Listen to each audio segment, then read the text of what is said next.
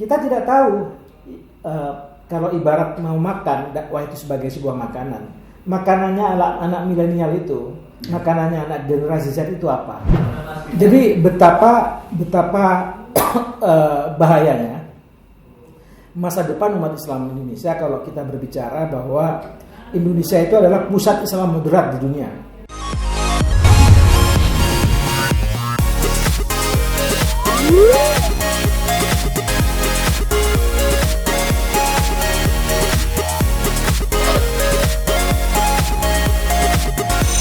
Assalamualaikum warahmatullahi wabarakatuh. Selamat sore, kita kembali ngobrol bersantai di acara ngobrol olah pikir. Sebelumnya saya izin buka masker karena jarak saya dengan narasumber hari ini sudah memenuhi standar protokol kesehatan.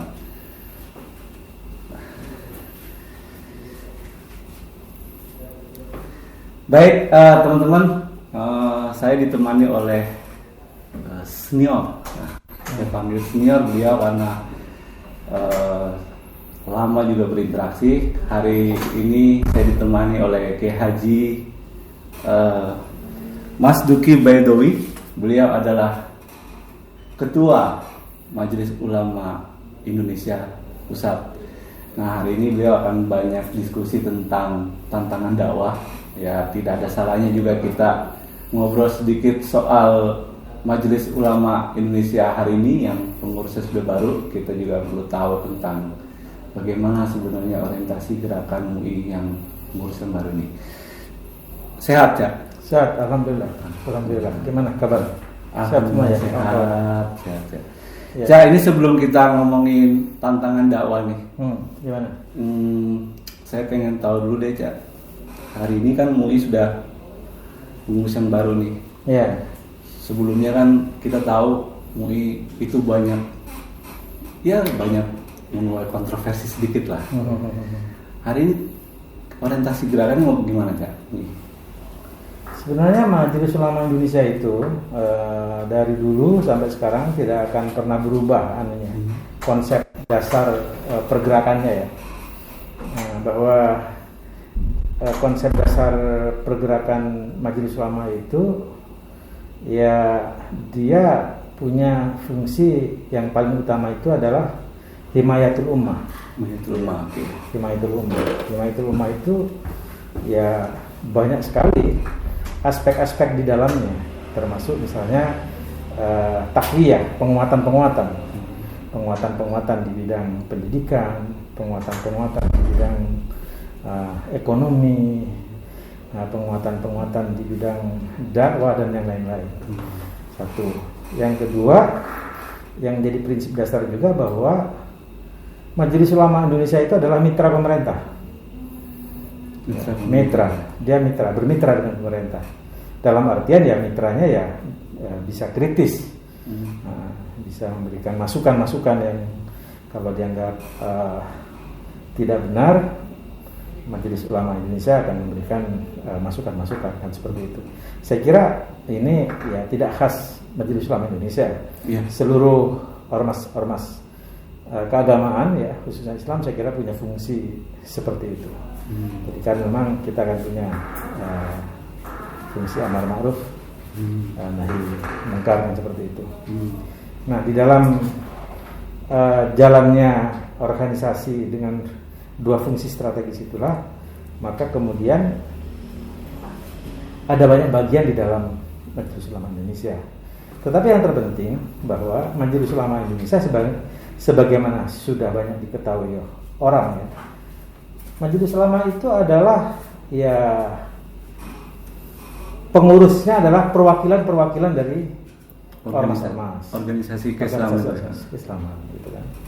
Nah, juga perwakilan dari pesantren, juga perwakilan dari kampus, gitu ya. Jadi gambaran ya namanya ulama lah. Jadi ada gambaran intelektualnya, ada zu'ama dan seterusnya.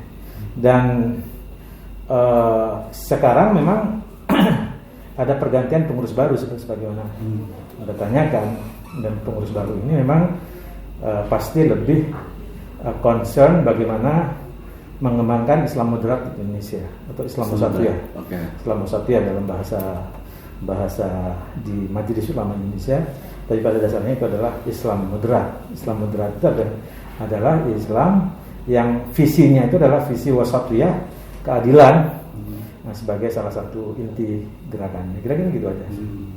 Terus sudah ada ini nggak, Cak? Maksudnya kan tantangan hari ini kan sudah masuk era digital ya. Ya, nah, itu kan kita sudah banyak nemuin permasalahan nih. Semisal kita sudah tidak bisa lagi melihat misalnya itu sosial media sebagai sarana dakwah misalnya. Kita tidak bisa lagi melihat ini kapasitas dai-nya seperti apa. Jadi kita warga awam tuh suka bingung. Yang di lain sisi mereka juga saya lihat sudah sering berseteru, bahkan yang selama ini ya pengalaman saya aja nih, Cak ya. Yeah. Semisal saya mendapat pengetahuan dari guru agama saya sejak kecil nih, tiba-tiba hari ini banyak dai yang membantah tidak seperti itu. Ya ini dianggap oleh MUI tantangan nggak sih, Cak, sebenarnya? Oh iya, jadi saya kira Majelis Ulama Indonesia punya program fokus tentang dakwah di media digital ya. Saya kira itu satu hal yang menjadi concern dari Majelis Ulama Indonesia. Saya kira juga concern dari ormas-ormas yang lain. Karena apa? Karena terus terang harus kita katakan bahwa dakwah saat ini ya dari mainstream umat Islam pada umumnya.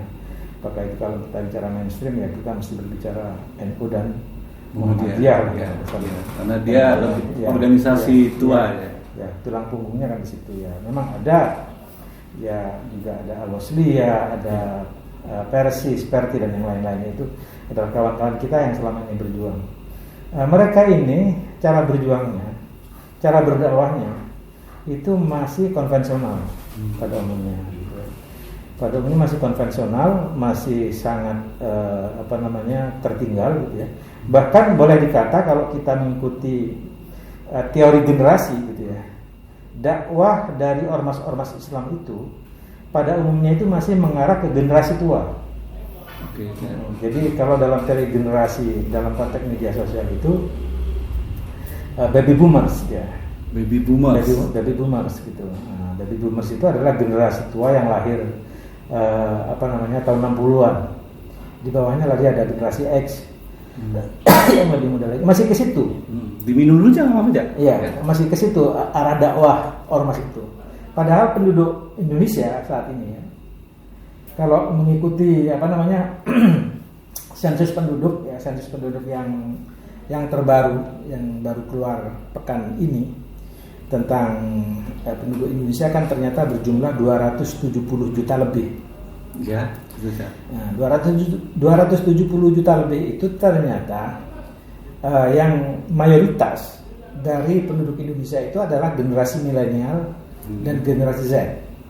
Itu kalau dijumlah dari total itu dari dua generasi ini itu sekitar 170-an juta lebih. Lebih separuh. Iya, lebih separuh. Dan ini tidak terkena sasaran dakwah oleh NU dan Muhammadiyah dan ormas-ormas pada umumnya. Jadi betapa bahayanya masa depan umat Islam Indonesia kalau kita berbicara bahwa Indonesia itu adalah pusat Islam moderat di dunia saat ini. Nah, ya kan? Ya, kenapa berbahaya? Karena kita tidak tahu kalau ibarat mau makan dakwah itu sebagai sebuah makanan. Makanannya anak milenial itu, makanannya anak generasi Z itu apa? Apakah dia itu Islam Wasatiyah? Apakah yang dimakan oleh generasi Z itu adalah Islam Wasatiyah? Nah, kalau urusannya dengan media sosial, saya yakin tidak. Karena apa? Karena media sosial saat ini boleh dikata sebenarnya Islam Wasatiyah itu belum dominan memberikan warna yang kuat di sosial media ya? Di sosial media gitu kan. Kalaupun misalnya taruhlah ada NU online misalnya ya. Sebagai media yang cukup dianggap bagus ya di kalangan ormas Islam ya, karena dia termasuk sudah masuk ke wilayah-wilayah yang digital. Tapi konten-konten yang ada di di NU Online itu adalah pemindahan dari konten-konten ahli sunnah wal jamaah yang tanpa proses kreatif dipindah begitu saja ke NU Online. Dan itu artinya itu adalah konten yang cocok dengan generasi baby boomers dan generasi X tadi. Ya. Nah, belum doyan kelompok yang milenial dan kelompok generasi Z. Sehingga dengan demikian maka sekarang tantangannya menurut saya ya, buat MUI, buat NU, buat Muhammadiyah, buat ormas yang lain semuanya itu adalah bagaimana ada satu proses kreatif dari konten-konten Islam ahli sunnah wal jamaah itu supaya menjadi sebuah produk yang bisa disenangi oleh generasi milenial dan generasi Z. Karena apa? Karena sampai saat ini generasi Z itu dan generasi milenial itu adalah boleh dikata mereka sudah nggak peduli, ya, nggak peduli dengan NU dan Muhammadiyah dan ormas-ormas, nggak peduli mereka. Mereka itu dalam hitungan survei yang selama ini dilakukan, mereka pedulinya dengan siapa tokoh idola mereka yang ada di Google. Yang ada di media sosial. Artinya Caduki ini juga berefek ya kalau misalnya ormas-ormas Islam itu tidak mampu menyiapkan ya tanda dai-dai muda yang memenuhi standar milenial dan Z yang digitalis gitu ya.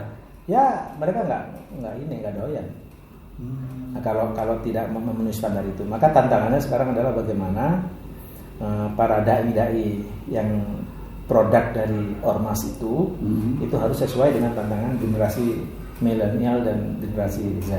Kalau tidak maka ya kita tidak bisa jadi 10-15 tahun ke depan sudah tidak menjadi bahwa Indonesia adalah pusat Islam moderat di dunia, bisa tidak seperti itu. Bisa jadi Indonesia mungkin ya naudzubillah bisa jadi sudah nggak ada bedanya dengan model-model Islam kanan keras yang lain seperti yang ada di tempat-tempat yang lain. Nah, jadi tidak bisa dibanggakan lagi bahwa misalnya bagaimana apakah Islam itu kompatibel dengan demokrasi? Oh enggak, demokrasi tauhid seperti itu. Islam sudah jadi pandangan umum itu. Iya, seperti itu. Karena apa? Karena kalau kita baca di media sosial ya banyak pemikiran-pemikiran seperti itu. Pikiran-pikiran takfiri. Pikiran-pikiran yang dikit-dikit ya tidak sesuai dengan ajaran Islam itu bid'ah itu. Kalau misalnya cara pakaiannya nggak sesuai dengan mereka ya itu salah misalnya seperti itu. Nah itulah yang sekarang dominan di media sosial. Nah ini saya kira tantangan kita yang terbesar sebenarnya kalau kita berbicara dakwah di masa depan ya, artinya kita letak dakwah itu berarti ada di media sosial menurut saya. Hari ini dan ke depan. Karena apa? Karena generasi milenial atau generasi Z itu identik dengan disebut dengan generasi digital. Orang yang memang cara kerjanya, cara mendapatkan informasinya itu ya mereka mendapatkan dari informasi IT berbasis digital, platformnya digital. Sementara kalau generasi di atasnya kan masih baca koran, masih baca majalah, masih nonton TV yang seperti itu. Ini udah generasi baru. Dan ini generasi milenial ini sekarang sudah ada jadi bupati, sudah mulai ada yang jadi politisi, rakyat dan semacam. Nah, mereka itu konten keislaman seperti apa? Yakin nggak NU dan Muhammadiyah dan yang lain-lain bahwa mereka itu konten keislaman sesuai dengan mereka? Jangan-jangan udah enggak. Nah inilah tantangannya kita ke depan. Artinya bisa sambil diminum, Cak? Ya. Bisa dikatakan nggak, Cak, bahwa organisasi-organisasi Islam ya termasuk NU dan Muhammadiyah gitu ya, itu telat menciptakan kaderisasi atau memang belum telat menciptakan kaderisasi yang tadi kita bicarakan dai. Kalau saya katakan ya sangat telat, sangat terlambat. Bahkan sebenarnya ada banyak yang memperkirakan bahwa NU dan Muhammadiyah serta ormas-ormas seperti itu kan diperkirakan akan mati dengan sendirinya. Karena apa? Karena ya itu tadi. Karena ya orang lain berjalan pada umumnya ke barat, misalnya ibaratnya seperti itu, ormas-ormas ini berjalan ke timur seperti itu. Modal dakwahnya sudah seperti itu gitu. Nah, jadi ya otomatis ya mati dalam pengertian bukan mati dalam artian nggak ada ya. Mungkin ada orang cara sholatnya model Muhammadiyah gitu ya, atau cara sholatnya seperti NU, tapi kau kenal NU atau enggak? Saya nggak ada hubungan. Sudah seperti itu. Berarti pemikiran agamanya saya. Itu ya seperti itu. Kenapa? Karena mereka kalau tidak tahu apa-apa tentang agama, mereka tidak nanya ke guru Muhammadiyah atau ke guru NU. Mereka cukup di Google. Atau kalau lebih ini lagi, dia akan nanya ke idolanya, siapa yang jadi idola. Nah, jadi nggak ada hubungannya dengan organisasi lagi. Ini kan yang sangat berbahaya. Jadi ibarat kata kalau bahasa saat ini kan ada disrupsi, sehingga NU dan Muhammadiyah itu ya terdisrupsi sebenarnya dalam konteks dakwah, gitu. Nah, bagaimana agar tidak terdisrupsi? Ya itulah harus melakukan lompatan-lompatan, penguasaan teknologi IT berbasis digital untuk melakukan dakwah-dakwah di media sosial, konten-kontennya. Misalnya bagaimana ajaran Ahlussunnah wal Jamaah yang bagus itu misalnya seperti itu tidak susah untuk diakses. Masa kalau misalnya kita ingin ajaran Ahlussunnah wal Jamaah, kalau akses harus baca kitab kuning misalnya, anak muda di kota kan nggak bisa. Nggak bisa. Itu harus pesantren. Kan seperti itu. Nah oleh karena itu gimana caranya kitab-kitab kuning yang bagus itu sebenarnya isinya dikreasi yang disenangi oleh kalangan milenial dan disenangi oleh kalangan generasi Z misalnya seperti itu. Nah ini saya kira banyak dakwah di media sosial itu sekarang memanipulasi ajaran kitab kuning. Misalnya contoh bahwa di dalam kitab kuning itu ditegaskan bahwa NKRI itu nggak ada dalam kitab kuning, yang ada itu khilafah misalnya seperti itu kan. Nah, kalau kita baca kitab kuning secara tekstual ya benar seperti itu. Karena apa? Karena kitab kuning itu dia dikarang karya-karya di zaman abad pertengahan. Nah, abad pertengahan itu adalah memang zaman kerajaan ketika itu. Nah, zaman kerajaan atas nama khilafah, atas nama sultan, tapi intinya kan kerajaan besar kan, muslim. Nah, disitulah kemudian sekarang ada ajaran ya menyatakan bahwa NKRI itu, kebangsaan itu adalah ajaran kafir, gitu kan. Jadi yang benar itu kalau ajaran Islam itu adalah ajaran yang mengacu kepada kitab kuning. Apa di dalam kitab kuning? Di situ ada khilafah kan seperti itu kan. Nah, ini tidak ngerti konteks kan. Padahal khilafah bisa saja zaman para sahabat kan. Atau zaman pertengahan yang konteksnya berbeda. Nah, kita tidak tahu bagaimana founding father negara kita ini sudah melakukan satu kesepakatan dalam bentuk negara, dan paham kebangsaan dan paham keagamaan itu bisa bersatu di sini. Nah ini nggak dipahami oleh anak muda. Karena kalangan milenial itu bisa termakan oleh konten-konten yang seperti ini kalau tidak mengerti duduk persoalannya. Nah disinilah sebenarnya tantangan kita ke depan seperti itu. Ke MUI sendiri gimana Cak untuk dia kan tadi Cak Duki bilang dia seperti konsorsium para organisasi keagamaan ya. Apakah nanti MUI memfasilitasi soal yang tadi kita obrolin soal supaya mereka tidak tergerus? Oh iya, salah satu fungsi dari Majelis Ulama Indonesia itu adalah membuat program dalam bentuk kegiatan-kegiatan ya yang konteksnya bagaimana supaya dakwah ini tidak terdisrupsi oleh sistem platform digital saat ini itu adalah bikin kegiatan-kegiatan yang para pesertanya kita undang dari berbagai ormas-ormas seperti itu. Tapi itu saya kira tidak cukup. Karena ini concern seperti ini sebenarnya adalah concern negara sebenarnya. Concern negara. Maksudnya gimana? Concern negara itu dalam pengertian begini. Apakah negara peduli bahwa Islam yang ramah, Islam yang kompatibel dengan nilai-nilai kebangsaan, Islam yang kompatibel dengan nilai-nilai demokrasi misalnya seperti itu. Itu konten yang seperti ini sebagai sebuah aset negara, intangible aset besar. Apakah negara peduli atau tidak? Kalau negara tidak peduli, itu ya seperti yang sudah kita khawatirkan, prediksi ke depan bisa sangat berbahaya masa depan Islam moderat di Indonesia. Nah, tetapi kalau negara peduli dan bisa melakukan langkah-langkah yang sifatnya afirmatif, gitu ya, nah, maka itu insya Allah bisa terselamatkan dalam pengertian ya langkah afirmatif itu kan artinya harus ada pemihakan. Bagaimana? Satu pemihakan, kebijakan pemihakan terhadap faham yang sebagaimana yang ada di Indonesia ini, ya, yang dimiliki oleh Nahdlatul Ulama, Muhammadiyah, kemudian Al-Wasliyah, Perti, Parsi dan yang lain-lain itu adalah konsep pemahaman yang harus dipertahankan. Bahwa faham yang selama ini hidup di media sosial yang cenderung gampang menyalahkan orang lain, mengkafirkan orang lain dan seterusnya itu adalah sangat berbahaya dan itu harus di-rescue. Caranya seperti apa? Nah, berarti harus ada pemihakan dari negara terhadap NU, Muhammadiyah, NU dan yang lain-lain. Nah, karena ini sifatnya intangible, tidak nyata, maka tapi ya, bisa nyata, ada gitu. Ya, bisa ada dan itu berbahaya kalau tidak peduli. Kira-kira seperti itu. Selain pemihakan, Cak Duki, intervensi atau campur tangan negara lain itu di mana? Ya, negara saya kira campur tangannya pada rekrutmen kepegawaian, saya kira paling pokok. Jadi rekrutmen kepegawaian itu negara harus hati-hati betul, karena jelas bahwa sekarang paham-paham yang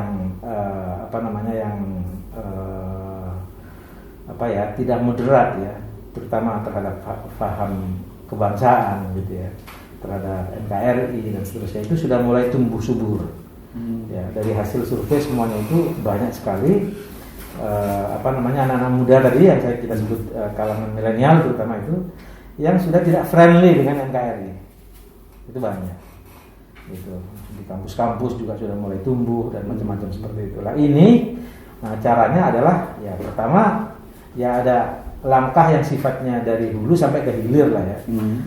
Langkah yang dari hulu tentu saja bagaimana ya tadi yang kita bicara afirmasi dari negara terhadap ormas-ormas. Langkah-langkah di pendidikan. Ya.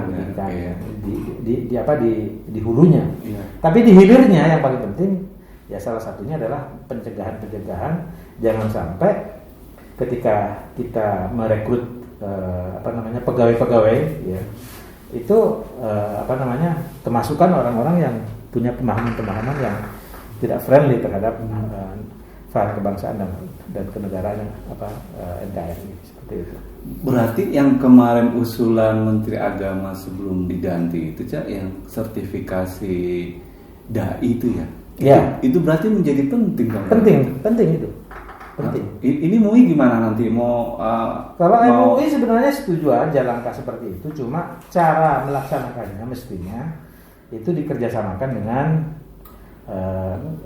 tadi afirmasi itu loh. Okay. Afirmasi itu artinya ini dana negara, jangan Kementerian Agama menyelenggarakan sendiri. Ini proyeknya sendiri, jangan begitu. Kasihlah ke NU, kasihlah ke Muhammadiyah, kasihlah ke ini gitu kan seperti itu lain supaya melaksanakan itu kegiatannya. Jadi kalau itu seperti itu, dana besar berapapun proses pertanggungjawabannya jelas, tata caranya, manajemennya jelas, good corporate governance-nya lah dari ormas-ormas itu jelas, ukurannya dilaksanakan bagus. Jadi negara memfasilitasi seperti itu. Kalau negara mau melaksanakan sendiri semua, pekerjaannya dikerjakan sendiri, terkesan monopoli dan itu orientasi program akhirnya, bukan hasil, tapi program. Jadi yang penting program terlaksana, hasilnya, outcome-nya seperti apa, jelas. Itu yang berbahaya seperti itu. Padahal itu sebenarnya mungkin ada maksud juga Cak untuk men-screening hal-hal yang kita khawatirkan. Maksudnya baik, tapi bisa jadi maksud baik itu karena prosesnya nggak pas, tidak tercapai hasil. Akhirnya terjadi perlawanan akhirnya, salah paham akhirnya seperti itu. Karena ya kalau yang perlawanan itu memang sengaja, memang ada sekelompok orang yang memang ya dia mempunyai paham yang lain, mempunyai agenda yang lain gitu kan, maka setiap sesuatu yang akan mengancam kelompok-kelompok yang memang anti terhadap paham-paham kebangsaan itu, maka dia akan selalu bergerak gitu. Artinya apa? Artinya sekarang sudah cukup besar kekuatan-kekuatan yang anti terhadap kelompok terhadap NKRI itu. Paham keagamaan yang anti terhadap NKRI itu sudah cukup besar dan punya kekuatan-kekuatan yang cukup ya mengkhawatirkan, baik di legislatif, bahkan di eksekutif juga sudah mulai ada. Makanya kita harus hati-hati. Saya agak awam nih Cak soal keterlibatan MUI dalam intervensi kebijakan pendidikan ya. Kan kita sering melihat banyak kasus tentang pemahaman agama dari materi sekolah segala macam. Itu dominan di sekolah-sekolah yang umum ya. Sementara madrasah relatif lebih aman ya. Nah, ini kan antara madrasah ya dengan sekolah-sekolah negeri itu kan kementeriannya berbeda tuh. Yeah. Kalau madrasah Kementerian Agama, kemudian sekolah umum negeri itu Kementerian Pendidikan. Nah, sebenarnya ini pertanyaan awam aja sih Cak. Yeah. MUI itu juga mengintervensi nggak sih Cak sampai ke tingkat kurikulum yang akan disusun? Karena ini selain tadi upaya sertifikasi untuk men-screening kan juga tidak kalah penting, karena kalau sekolah ini kan Cak, siswa ini generasi yang panjenengan bilangin tadi itu generasi baru yang masih kategori milenial. Ya kalau MUI ya nggak bisa mengintervensi, nggak punya kemampuan, paling mengusulkan gitu kan, mengusulkan hal-hal yang tadi sudah kita bicarakan mengenai bagaimana konten-konten Islam moderat itu masuk gitu kan. Dan bagi Majelis Ulama sebenarnya usulan-usulan itu sudah dilakukan ke berbagai pihak. Dan ke depan saya kira juga akan ada kerjasama secara kolaboratif bagaimana agar kita mempunyai kepedulian yang sama terkait dengan masa depan pemahaman Islam Wasatiyah di Indonesia itu. Kalau enggak kenapa enggak? Ya kalau enggak ya seperti tadi yang sudah kita katakan, ya persemaian yang terjadi sekarang itu akan terus berjalan. Di media sosial juga oke, di kampus-kampus juga oke, jalan, di sekolah-sekolah juga oke. Salah satu sebab kunci utama dari hasil penelitian yang dilakukan oleh Kementerian Agama dan Kemendikbud kerjasama dengan pihak Australia kalau nggak dulu itu, salah satu penyebab radikalisme itu memang bukan di madrasah, bukan di sekolah madrasah, tapi di sekolah umum. Nah, ternyata sebabnya apa sekolah umum? Iya, rata-rata sekolah umum itu mereka salah satu sebabnya itu anak-anaknya kritis, ya terutama yang jurusan eksakta, ke SMA gitu, dari SMP harus ke SMA kelas 1 sampai kelas 3 itu. Jadi mereka itu sangat kritis, tapi diajari agama oleh guru-guru agama yang tidak memadai, gitu. Salah satu sebabnya itu karena mereka tidak mempunyai kemampuan guru-guru ini ketika mengajar untuk bagaimana menyambungkan agama dengan sains. Gitu. Karena rata-rata gurunya seperti itu, mereka tidak puas di kelas. Ketika dia tidak puas di kelas, maka dia mencari alternatif guru yang lain.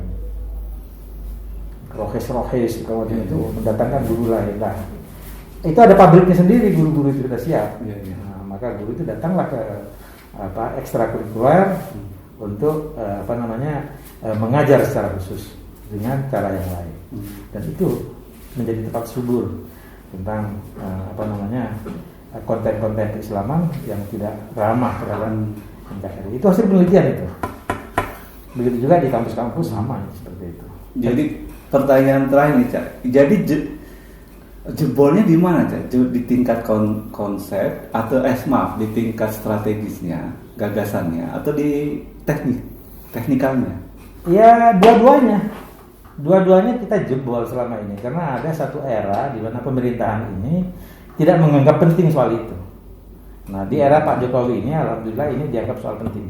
Maka keluar Perpres itu yang soal terorisme ya. Terorisme dan segala macam itu. Jadi ini dianggap persoalan penting. Tapi sebelumnya itu ada atas nama reformasi dan kebebasan yang akhirnya ya bersemai kelompok-kelompok penolakan seperti itu, dan itu akan menjadi ancaman ke depan. Saya kira itu. Jadi kalau kita bicara ancaman faham keagamaan ke masa depan Indonesia mengenai Islam moderat atau Islam Wasatiyah, ya kita berbicara saat ini sudah sangat-sangat serius.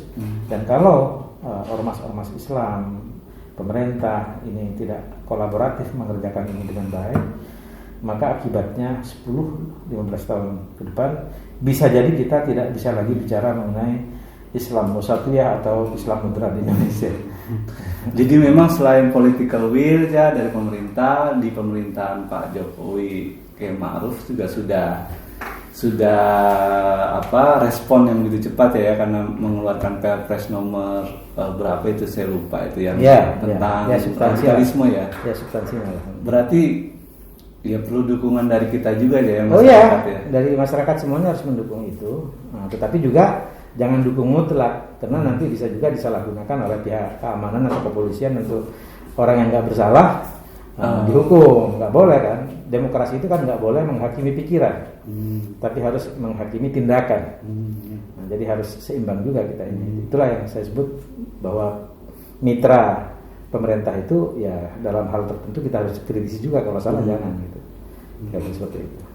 Terima kasih Cak Yuki atas waktunya. Sama-sama. Sehat selalu. Baik teman-teman, kita tadi sudah banyak ngobrol dan mendapatkan informasi begitu penting dari Kiai Haji Mas Duki Baidowi. Saya dari tadi akrab manggil beliau Cak Duki. Ya. Beliau juga juru bicara Wakil Presiden Kiai Ma'ruf Amin. Beliau juga ternyata sebagai Wakil Sekretaris Jenderal Cedukian di Pengurus Besar Nahdlatul Ulama. Baik, terima kasih. Semoga ini bermanfaat buat teman-teman. Wallahu muwaffiq ila aqwamit thoriq. Assalamualaikum warahmatullahi wabarakatuh dan selamat sore. Waalaikumsalam warahmatullahi wabarakatuh.